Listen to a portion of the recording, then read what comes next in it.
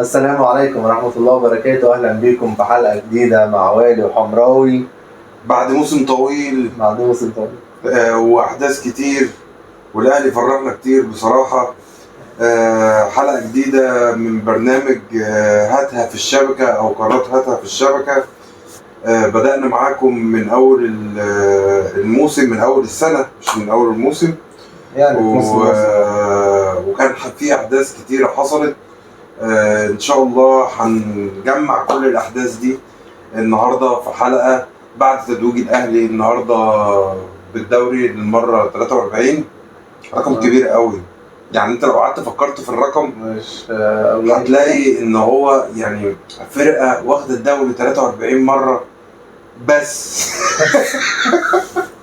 يعني والله فرقه واخده الدوري 43 مره بس، دي كفايه يعني. مش عايز اكتر من كده، مش عايز اكتر من كده. ده احنا لسه ما قلناش افريقيا، لسه ما قلناش سوبر افريقي، لسه ما اتكلمناش في كاس العالم للانديه. الاهلي عمال يجمع في ارقام ويعني ولا عزاء للاخرين. هو مفيش منافس لا في افريقيا ولا في مصر، مفيش خالص. بس قبل ما نتكلم، احنا لازم تعرفوا ان النهارده الحلقة دي مش هتتكرر كتير، هيبقى فيها أحداث كتير جدا، فيها أخبار مفيش بعد كده. الموضوع هيبقى حلقة ملغمة من الآخر. فيها كلام كتير واحداث كتير. فقبل ما نبدأ عايزينكم تدعمونا وتدونا لايك وسبسكرايب وشير وفعل زر الجرس، وان شاء الله يوصلكم كل جديد يعني. وبالنسبه للناس اللي اشتركت معانا برضو بنشكرهم بصراحه. يعني احنا بادئين وفي ناس بتخش وبتعمل سبسكرايب، كل ده بمجهودنا. وتعلمنا من الاهلي ان احنا لازم نتعب عشان نلاقي. بالظبط. واحنا بنتعب برضو عشان الاهلي وعشان احنا بنحب نعمل الحاجه دي. بالظبط. هنبدا بايه بقى يا حمراوي؟ احداث كتير جدا، بس خلينا نبدا بدايه كده بالحدث الابرز الفتره دي، صفقه امام عاشور. صفقه نتكلم فيها عشان احنا ما اتكلمناش فيها. احنا امبارح اول مره هنتكلم فيها امبارح. يعني اذا اتفاجئت يعني فاهم، قاعد كده بقلب في الموبايل وبشوف الاخبار، لقيت لك خبر مفاجئ. امام عاشور اهلاوي. مفاجاه صح؟ انت ايه رايك اولا في الاعلان؟ وايه رايكم كمان؟ يعني شاركونا الراي كده، ايه رايكم في الاعلان؟ لا، هو فكره الاهلي الميديا بتاعته دلوقتي بقت قويه جدا بصراحه، قويه جدا. يعني بقى في تطور مستمر، بقى لها فتره كبيره ما كانتش بالمستوى ده بصراحه. ففي تطور رهيب فيها، ده مبدئيا. بس احنا قبل ما نتكلم على الفيديو ونتكلم على امام عاشور، اصلا احنا عايزين نتكلم في نقطه الزمالك او الزملكاويه والاهلاويه، عشان الموضوع ده انا مش عارفه يعني الموضوع يعني الزمالك دايما كان في حسام وابراهيم. معلش يعني كان في حسام وابراهيم، وبرده لما حسام وابراهيم معلش انا اسف يعني مع احترامي لامام عاشور، حسام وابراهيم كان سايبين الاهلي في عز مجدهم. يعني ما يجوش حاجه جنب امام عاشور، صح ولا غلط؟ يعني فاهم. ايه بقى المشكله؟ هي الفكره كلها بقى اللي انا عايز اتكلم فيه دلوقتي، هي مش فكره لعيبه على فكره. هو هم اكيد متضايقين، لان احنا نفسنا ساعه ما رمضان صبحي مشي كانت صدمه بالنسبه لنا، لان دي كانت حاجه غريبه مش منطقي.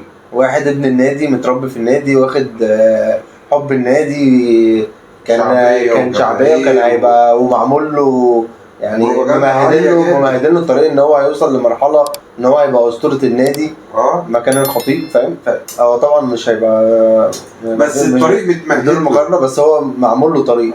ففجاه تلاقيه في حته ثانيه. هو ما راحش الزمالك، ودي كانت هتبقى صدمه اكبر، زي لان طبعا طبيعي اي مشجع بيحب لعيب في النادي بتاعه، شايف ان ده ابن النادي بتاعه، فطبيعي هيبقى متضايق ما يروح للنادي المنافس. انا مش معترض على الحته دي خالص، بس هي الفكره كلها فاحنا اتصدمنا. هم بقى فكره ان هم لما بيتصدموا ما بيروحوش، يعني مش بيتضايقوا مثلا ما بينهم، لا لازم يطلعوا مشكله في اللي قدامك. طب يا جدعان، موضوع المبادئ بغض النظر بقى، سيبك من قصه القيمه والمبادئ، انا مش عايز اتكلم فيها، لان هي اصلا في الاول في الاخر حاجه تخص النادي الاهلي. انت كزملكاوي ايه مشكلتك في القيم والمبادئ؟ يا عم انت مش مقتنع بيها، طب احنا خلاص انت مش مقتنع بيها خليها لنفسك، ايه بقى اصل القيم فين والمبادئ فين يا عم؟ هي مبادئنا واحنا بنجبركم عليها؟ احنا ما بنجبركوش عليها، يعني احنا من الاول وفي الاخر دي بتاعتنا احنا. عمري ما جيت قلت لك يا عم انت لازم يبقى عندك قيم ومبادئ زيي او مش لازم، دي حاجه تخصنا. طب هو زي ما انت مثلا دايما كزملكاوي بيقول لك ايه، احنا نادي الكرامه. ايوه طب بس ثواني، انا عن نفسي مش مقتنع ان هو نادي الكرامه بصراحه يعني بس برضو دي انا عمري ما اروح انت فين نادي الكرامه واثبت لك، وعندي على فكره اثباتات كتير قوي ممكن اثبت لك ان انتوا مش كده خالص. بس في الاول وفي الاخر يا عم خلاص دي حاجه بتاعتكم، انتوا شايفين ان انتوا هو ايه المشكله؟ يعني هي مشكله المبادئ في ان امام عاشور مثلا؟ لا هي كده ما فيهاش مشكله، انا بتكلم في نقطه المبدا العام ان انت اصلا تتكلم على حاجه احنا ما بنجبركش عليها، دي حاجه بتاعت الاهلي. هو يعني وعمرنا ما قلنا ان انتوا لازم تبقوا زينا، هو احنا شايفين كده. انا شايفها من نقطه تانية خالص، يعني فكره المبادئ مش المبادئ. انت دلوقتي كواحد مثلا متابع كوره مصريه ودوري مصري واحداث وانتقالات وكده، هل انت كمشجع زملكاوي او اهلاوي، وده سؤال، هل انت كمشجع اول ما شفت امام عاشور رايح ميتلاند الدنمارك، تمام تمام، رايح ميتلاند الدنمارك وساب الزمالك، على فكره يا بتوع المبادئ ساب الزمالك في ظروف صعبه، كان الزمالك محتاج لواحد زي امام عاشور، يعني كمان يعني هو غدر بيك، تمام، وده هيسيبنا دلوقتي وبتاع، والمستشار قال هيسيبنا، تمام. فانت لا ودلوقتي ده ايه ده؟ دلوقتي امير مرتضى بيقول لك ده كويس ان هو ما جددناش العقد عشان كان في مشكله اصلا في العقد، وكان في حوارات كتير قوي عندهم. كل ده بس انت كواحد مشجع كوره مصريه ايا كان انتمائك، انت لما شفت امام عاشور راح ميتلاند الدنماركي، تتخيل بعد ميتلاند الدنماركي رايح هيروح فين؟ الاهلي. ما هي او بيراميدز، ما حصلت قبل كده.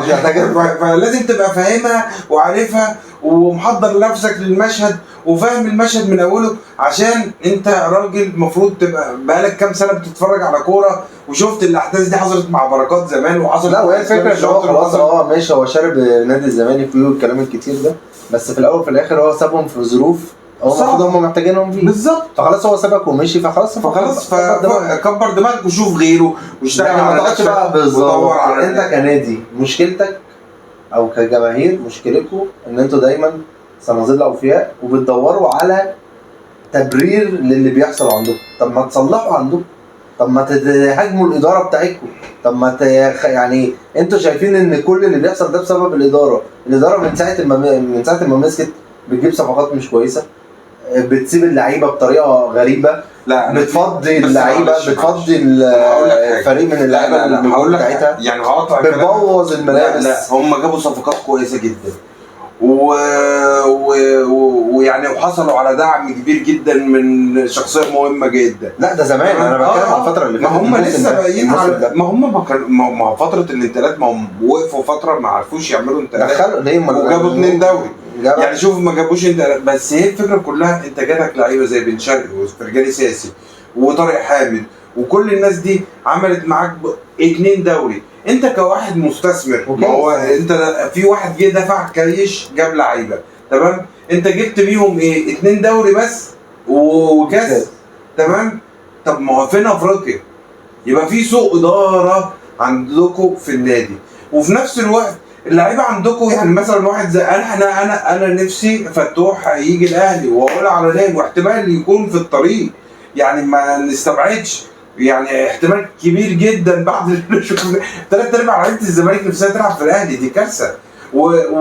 والكارثه الاكبر ان الزمالك يعني ان جماهير الزمالك مش مستوعبه ده. هو ده بقى الفرق. هو الفكره كلها ان ايه، جماهير الزمالك بيقعدوا ما عندهمش اي حاجه يعملوها غير ان هم يحفلوا او يقعد يتريق على جماهير الاهلي، يقول لك اصل جماهير الاهلي وبيب وبتاع. طب يا عم احنا بيب بس احنا في الاول وفي الاخر اما بيحصل مثلا اي حاجه بنقعد نهاجم الاداره، والاداره بتخاف وبترجع في قرارات ساعات.